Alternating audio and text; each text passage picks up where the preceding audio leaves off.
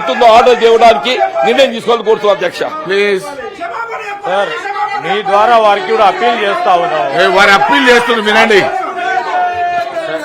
అరే వారు అప్పీల్ చేస్తున్నారు సార్, మీ ద్వారా వారికి అప్పీల్ చేస్తా ఉన్నాం అధ్యక్ష. గౌరవ ముఖ్యమంత్రి గారు మాట్లాడిన తర్వాత కూడా వారికి అవకాశం ఉంటుంది అధ్యక్ష.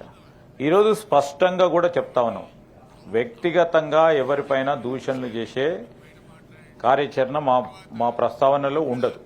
వారు కూడా చాలా సందర్భాల్లో మాట్లాడిండ్రు. కానీ ఈరోజు రాజకీయ పరంగా ఏ పరిస్థితిలో ఉన్నారు ఆ పార్టీ అనే అంశాన్ని వారు బయట మాట్లాడిన దాన్ని ఇక్కడ మాట్లాడడం అనేది ప్రజలకు సంబంధించిన అనేక సమస్యలు ఉంటాయి.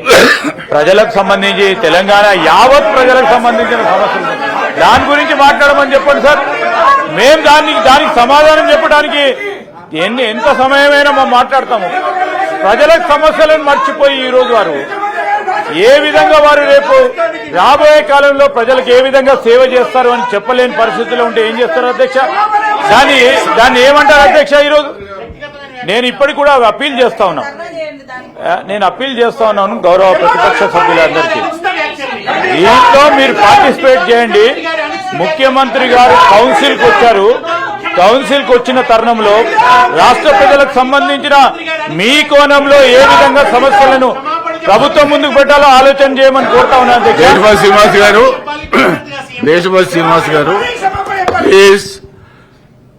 గౌరవ ముఖ్యమంత్రి గారు ధన్యవాదాల తీర్మానం మీద వారు మన జవాబు ఇచ్చేటువంటి సందర్భంలో మీకేమైనా అభ్యంతరాలు మంచి చెడ్డ ఉంటే మీ క్లారిఫికేషన్స్ లో అడగండి, తప్పలేదు.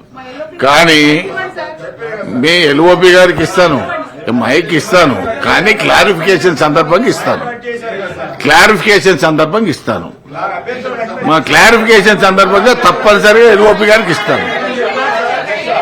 కానీ స్లోగన్స్ కి ఇయ్యను.